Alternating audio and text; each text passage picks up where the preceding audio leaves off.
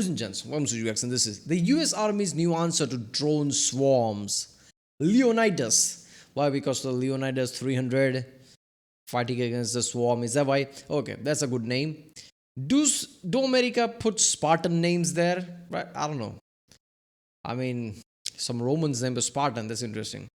US Army just picked up two new $20 million drone zapping microwave weapons for testing with its rapid capability. Yeah, like frying the chips and everything, microwave. Yeah, makes sense. This is going to be a laser weapon. It's going to be interesting. Let's watch this one.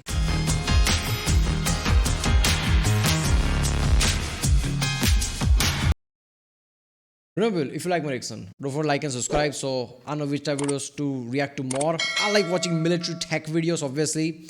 I always say like military tech is where like the future of tech comes from usually, because something that is used in military will trickle down to everyday use. That's how it was back then. Like Apollo mission, I see that as a military thing as well, because it was USA versus Russia, all hands on deck.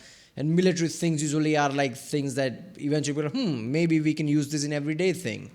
Because military is the top, defense is the top priority. Everything comes after. So DARPA and all those things usually trickles down to like satellite. We wouldn't have satellite GPS tracking the way we have right now without the military. So it's interesting to see all these things, like how they're gonna one day will trickle down to everyday use. So yeah, let's do this one. The U.S. Army just picked up two new $20 million drone zapping microwave weapons for testing with its Rapid Capabilities and Critical Technologies Office. And if they work as advertised, they will mean big trouble for adversary drone swarms and the portions of the internet that are convinced that small drones are the answer to every battlefield conundrum. Now, this new system, called Leonitas, is a solid-state long-pulse microwave. That is so true. There's so many people, especially in the Ukraine war, that's just like, oh, there you go, tanks are done, everything is done. Look at the small drones, how they're working. Russia is completely screwed because of Ukrainian small drones. Yeah, okay, that is the case, unless some engineer comes along, wait a minute, I can do something about that. There you go. See, small drones are cheap. They're versatile. They are very flimsy. And that has a downside. A decently powered laser weapon can fry all of them down. There you go. Designed to take down entire drone swarms with just a single shot. Or, I guess I should say, zap. The Army will be taking delivery on the second generation of this Leonidas system later this year, but earlier versions have already seen successful testing with the Army, Navy, and Marine Corps. In fact, the Gen 1 Leonidas system has already deployed to both the Middle East and the Indo-Pacific in training exercises. Of course, the Army always prefers a long, awkward acronym over a product's actual name, so in service, Leonidas will be known as the Integrated Fires Protection Capability High Power Microwave, or IFPC HPM system. It works by using gallium nitride transistors, a lot like you might find in the most modern active electronically scanned array radars. And that allows it to work a lot like an EMP, or electromagnetic pulse, over a relatively large area, making it way more effective than directed energy weapons, or lasers, that can only target one drone at a time, while also working against fully autonomous and fiber optic drones that are unaffected by jamming. As drones fly into the affected area, Leonidas' long-pulse microwave energy, broadcasting across multiple frequency bands, overload the drone's internal circuits, shutting them down at worst or bursting them at best. But either way, the drone ceases to function and falls out of the sky. The system's manufacturer, a pirate...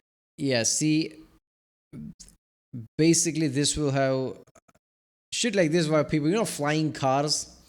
Yeah, I don't think flying cars is going to be a thing because of shit like this. Okay, you'll be like, okay, this is a very military thing. But yes, somebody could use shit like this as a terror attack, take down all the flying cars instantly. People have said this many times, like, why isn't flying car a thing? Because if your car breaks down, it's on the road. You get out, you wait for a fucking taxi. If a flying car breaks down, you're going to plummet down and you're effed up after that. So that shit is never, just because of these security issues, that is never going to be a reality. And yeah, this is not really laser. It's like a, like pulse like that. This is really, it's like a shotgun, right? It's like a high energy shotgun, which is so awesome when you think about it. Like, yeah, you can just take down the whole range of things. And drones are one thing. Like, I'm pretty sure this will even, like, if done right, could even work against like like military drones. It could still damage its capabilities, precision capabilities, and shit like that. Says Leonitas is so capable it can even be used against some standard aircraft and jet-powered cruise missiles. But There you go. unlike previous EMP-style microwave weapons like the Tactical High-Power Operational Responder or Thor system, Leonitas doesn't broadcast a beam of energy, but rather produces a very intense electromagnetic interference field in a sort of dome around the transmitter at what the Army calls a tactically relevant range. And more details about the system's range are tough to come Silicon by, Valley but meets the company's defense, okay? CEO, Andy Lowry, recently I mean, I'm pretty sure Silicon Valley has always met defense. That's been the case for decades now. Otherwise, US military wouldn't be as advanced it is now. described the system as part of the final protective fires portion of a layered air defense strategy. And that all but certainly means it's meant to serve among the final lines of defense against targets within about a kilometer. But the system uses line replaceable amplifier modules, or LRAMs, that allow you to scale the system to whatever size and power output you may need. And you can also pair the systems together for what the manufacturer calls a 2x linear increase in power and range. Lowry also said that through modulating the pulse frequencies, Leonidas Okay, if this is just how it works. The more area it increases, you need exponentially high power to just double the power of it. So yeah, you would need all those ships if you want to increase the range just to double it. But like that double and that dome that it would have would be so untouchable. Like you don't have to worry about most things accurately attacking something. Now this is such a good technology. You could use this for aircraft carriers, right? People say like, oh, aircraft carriers are done. Oh, just like a missile, a cruise missile, a ballistic missile, a drone. Why the fuck would you want an aircraft carrier? That's a sitting duck. What about this thing? Scale this shit up, right? It will create a certain dome. Missile come close, and it will not have accuracy at the aircraft carrier. It will drop in the ocean or hit a destroyer or something that it's following, but not the aircraft carrier itself, right? So this is like this is next generation of defense thing that will help everything. Even the planes. Imagine F-35, F-47s and shit like that have this installed in it. Like after a certain range, missiles might have a hard time targeting things. It's another layer of stealth. If the targeting system is attacked, you probably have stealth at that point. can even take down drones that have been hardened against jamming or EMPs, meaning much higher end assets than a single-use FPV drone. The system can be powered continuously by a 70 kilowatt generator or charged over time by one as small as 20 kilowatts, but it can also operate on its own with its internal battery storage for upwards of about 30 minutes. Now, there are already versions of this system mounted on trailers and on Stryker armored vehicles, even a smaller one meant to be carried by airborne drones. But this year's testing with the US Army will... See, I feel like I've got it in tune with how military shit works. I just said it. For planes, and yeah, like they're already doing that with the drone. Like they're gonna put that on drone. That drone's gonna follow something like F-35, F-47, and there you go. You have an active jammer at that scale, where no drone, no missiles will be able to like pass through without frying their shit. Okay, if your enemy, you know who your enemy is. Let's say you go against China. You know what China's missiles are and how powerful they are. You just send the drone that has that level of power into that system. So it fries the system every time a missile come close. So even if it's like targets, as soon as it come close to that dome, there you go. It's fried, and now it will go to the ocean or something. It won't be able to, like, at least most time, it won't be able to target the actual plane. This is too revolutionary than people think. This is going to be like one of the things that people do now. Right? All countries will try to do some shit like this because this is basically a dome. This is not a laser. Laser, you need to be precise. If laser misses, it's like a bullet missing.